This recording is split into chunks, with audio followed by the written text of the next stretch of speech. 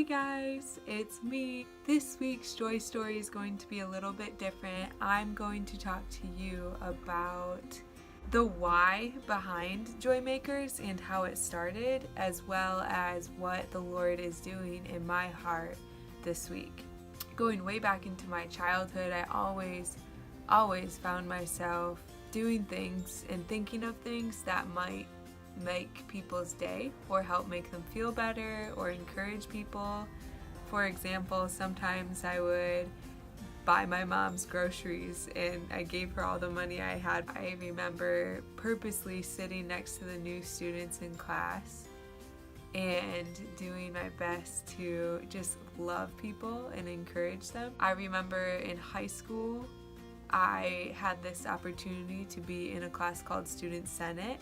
And with that came up with an idea of how to spread joy on Fridays. And we would buy cupcakes, we would buy pizza, we would buy random gifts and surprises for people to help make their day. We'd pick out people that we thought could use the encouragement. It seems like God has created me in a way that just desires to spread joy, desires to encourage people.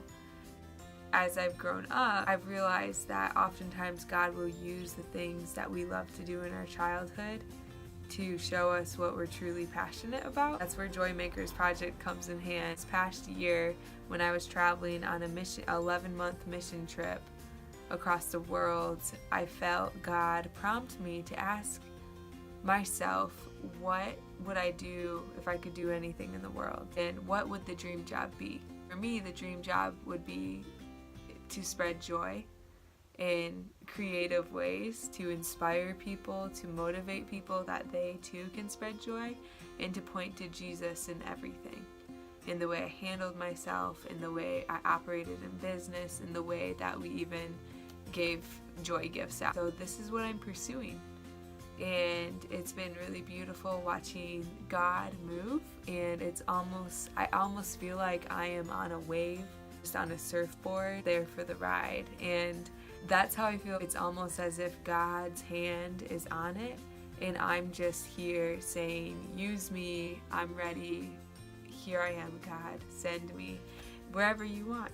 I hope to be obedient in every way through this project. Hope that when people see Joymakers Project, they can see God's glory through it all. That is the heart behind Joymakers Project. We want to show people that they're seen, that they're noticed, that they're loved, and ultimately point everyone back to Jesus Christ. This week, there is no joy story because I wanted to share with you the why behind Joymakers Project, to also tell you that I am taking a rest week. I have been working hard with many people and been very supported and encouraged to keep pressing in with what God's doing in Joymakers Project.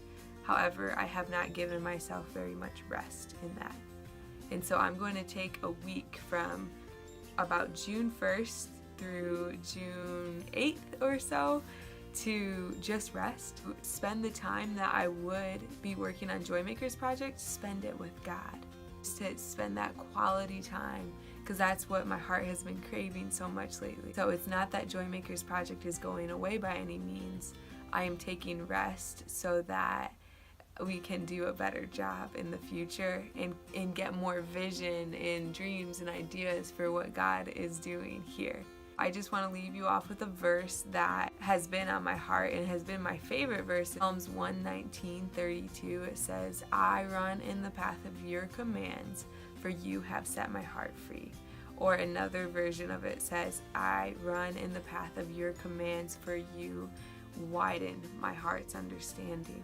This, guys, it's just blowing me away the past couple weeks of what God is doing in and through Joymakers Project, and what He's doing in my heart personally. And at the end of the day, Joymakers Project is great, but what's the best is God.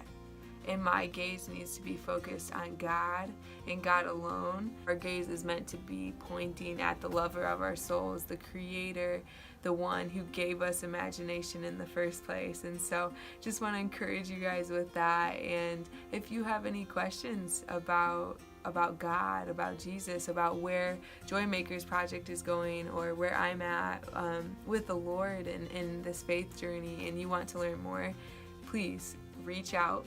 I won't be able to respond until after June 8th probably, but please do reach out, and I would love to connect with you more and share about this journey. God bless you guys.